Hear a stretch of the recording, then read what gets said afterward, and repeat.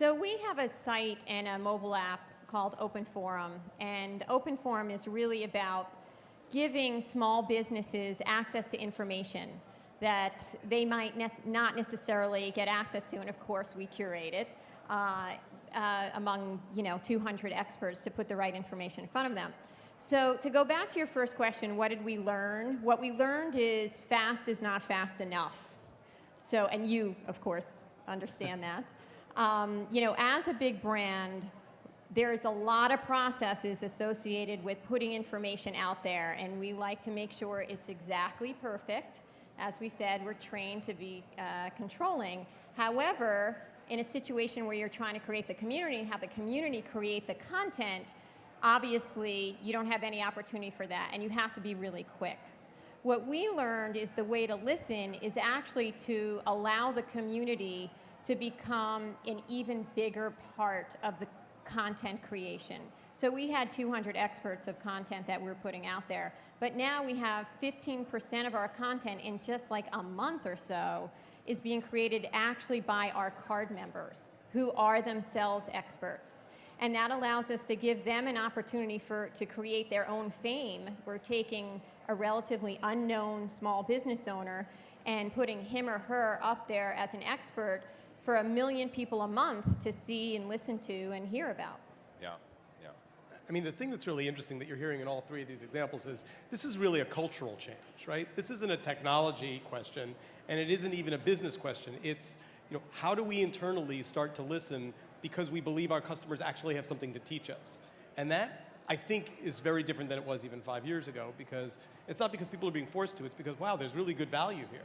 And Steve, I think the other thing we're seeing is obviously great innovation comes out of this. One of the sort of following on what Susan was talking about at SAP, I mean, we're doing a lot to convene communities of experts internally and externally. And imagine you take airline service engineers or hospital administrators, and yeah, they can listen to us, but we really want them to share with each other. And out of that, it's amazing the new product innovation that comes out of that. So when you listen, you get a lot more than customer feedback. You actually get new products.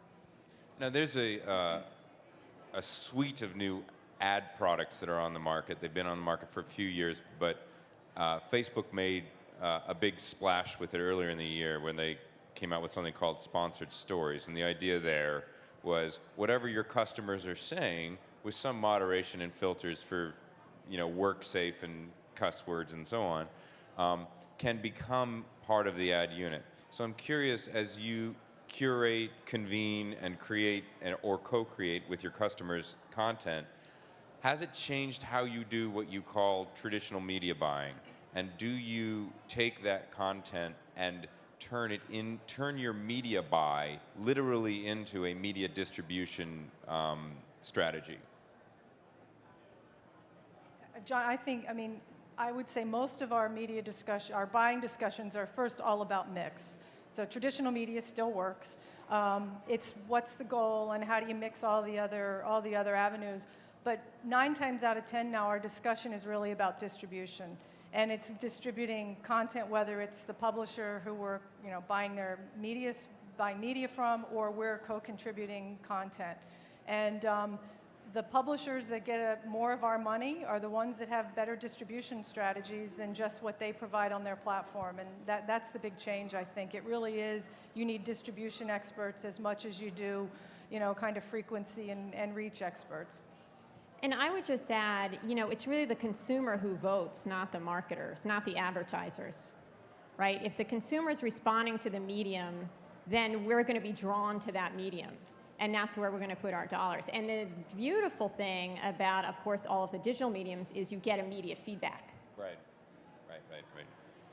We have an example recently of that kind of immediate feedback where we worked with Forbes on their Ad Voice program, which is a chance for marketeers to contribute content on their platform. Right. And so we've been blogging there, and last week's post got 14,000 views like that, and we ended up coming on the homepage as one of the most viewed posts on Forbes.com. So it was an interesting kind of crossover there for us. And so let me ask the question that probably many are wondering, which is if marketers are actually creating content and or buying their way onto the page that has traditionally been, the other side of the Chinese wall, so to speak, in a traditional publishing environment. Number one, how do you do that with authenticity? And do marketers have the skills, and have you built those skills up? Or number two, is there anything that feels icky about that? It's interesting because it's been controversial, and there's certainly been comments in the press about that. And I think there's two things I'd say. One is that it's clearly marked what it is, and that this Right. comes from us. And I think it's just another forum to have a conversation. And I think we work very hard with the people who do the posts to talk about things that are engaging and interesting, and to do that in a way that is authentic to us. So I think because it's open and we're Right. not hiding that, it's another channel. And so then you get the feedback. If people consume it, like it, share it, then you know you've done it right. But I think you also really need to have a certain level of sophistication and ability before you go there, or else you are making yourself pretty vulnerable. I think you have to make sure that the content is going to be relevant and right for the medium.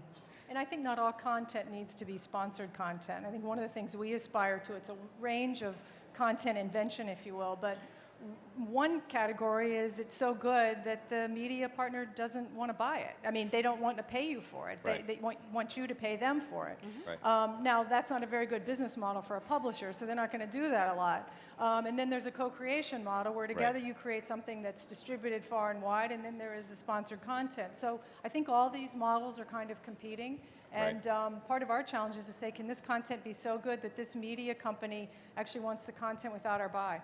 Right. I would just add, we think about this question a lot, the issue of the editorial objectivity of the content that we're putting together, and the authenticity of the mission, which in our case is really to provide value and advocacy for small business owners.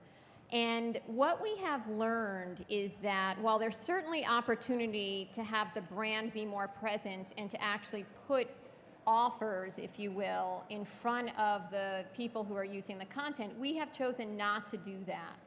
And the reason we've chosen not to do that is because we believe that the asset is based on its authenticity. And in fact, the asset ends up paying for itself in other ways. So, for example, our asset is delivering $75 to $100 million in what would be paid media dollars through what we're doing basically through earned media. And that ratio is a pretty good return on investment. So while there's certainly an opportunity to integrate, there's also an opportunity to win over your customers just by giving them something as opposed to offering them something, to quote, to draw from Demi Moore this morning as we had another breakfast on a similar topic. Right. Steve. I would add there's a role that's emerging out there with the title content strategist, and you're hearing more and more brands talking about employing, either hiring or putting on staff, a content strategist, which I think is really interesting because for the first time people are actually having a strategy around content. There's a danger here, though, that I would just wave my hand in the air a little bit about, which is, brands and agencies, there's always been a certain amount of jealousy between brands and agencies and publishers about, hey, why don't we just do some of that ourselves? We'll take some of our media spend money and we'll be creative and we'll make stuff. And if you run those numbers all the way out to their inevitable conclusion, content's still really expensive. And so, the idea that really, if publishing was such a great business, before you guys would jump into it, publishers would be telling you, John, right? Publishing's a tough business, and that was... It is a tough business. Right? So Those are all publishers laughing. But or that's the if people you're that in the I've met business with of- who are marketers. But that's if you're in the business of publishing. yes. If you're in another business and you use publishing as a marketing tool, that's a different ballgame. Right. And good content doesn't mean you have a distribution strategy or a platform to be seen. And I think that's still something that brands are always going to struggle with. And we can't expect everyone's coming to us. Those days are over. We've got to go to where people are. So there's also that piece of it. As good as your content is, if no one finds it, it doesn't really matter. I wanted to ask you about distribution strategies. Once you have content, you don't just have, the professionally and semi-professionally produced content of Open Forum or Eco Imagination, very professionally 3 days that you created at Sapphire and then that you distribute 365, as you put it, you have millions of customers making content about your brands every day. You have selected in your advertisements at American Express some of those tweets around your social currency campaign. So I'm watching television yesterday and I see tweets flying around this beautiful 30-second spot. That's content in a way. How do you view distribution of this content, whether it's your own or consumer created? Are you thinking, because publishers obsess about distribution. That is like, I wake up in the middle of the night going, do I have enough distribution, right? Are you obsessing about distribution, or is this changing how you direct your agencies to think about distribution? We're obsessing about distribution, equally investing in good content, and there's a whole, lot of experimentation there, and the best produced stuff isn't necessarily the best content, and I think that's a whole other discussion. But distribution, we're just hungry for it. And I think a smart media partner that comes in, or a smart agency that comes in, and it's not just what's the idea, but how are we going to get it out there, they're equally important these days. And media partners and agencies that don't understand that probably aren't going to get as much business from us.